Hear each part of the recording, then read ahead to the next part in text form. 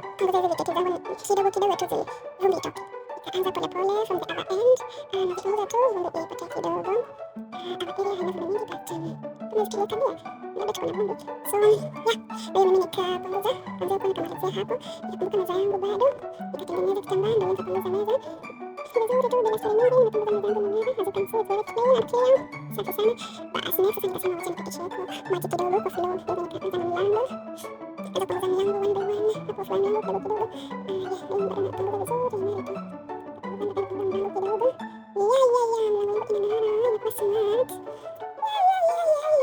Cleanliness is next to godliness. Basi hiyo mlango inang'ara. Hiyo ni dispenser yangu mzuri sana ya maji, haina ingine kama hiyo. Basi zako hapo vizuri, nikarudisha kwa dispenser yangu kiasi yake. Bado naosha nyuma yangu tu kidogo kidogo tu ing'are. Basi nasugua tu pole pole tu ing'are huko. Basi nikafika kitchen, mimi nasugua hapo hivyo tunapikianga. Hapo tunapikianga. Nasugua. Usafi hapa na pale haitaki mchezo.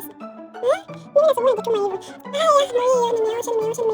Basi namalizia sasa vizuri bila pressure. Na pia nasugua hapo.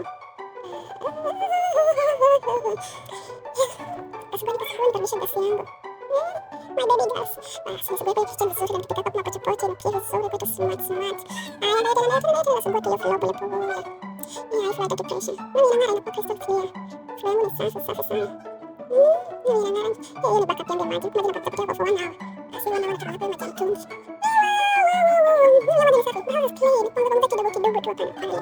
Ndio yangu damu. Ndio hapa. Ndio. Inakuwa nzuri. Inakuwa crystal clear. Kitu safi. Unatoka tu inang'ara. Basi inang'ara kabisa. Ninazangu mbili hapo. Basi nikarudisha hiyo ni mate hapo. Bye. Nyumba iling'ara kabisa.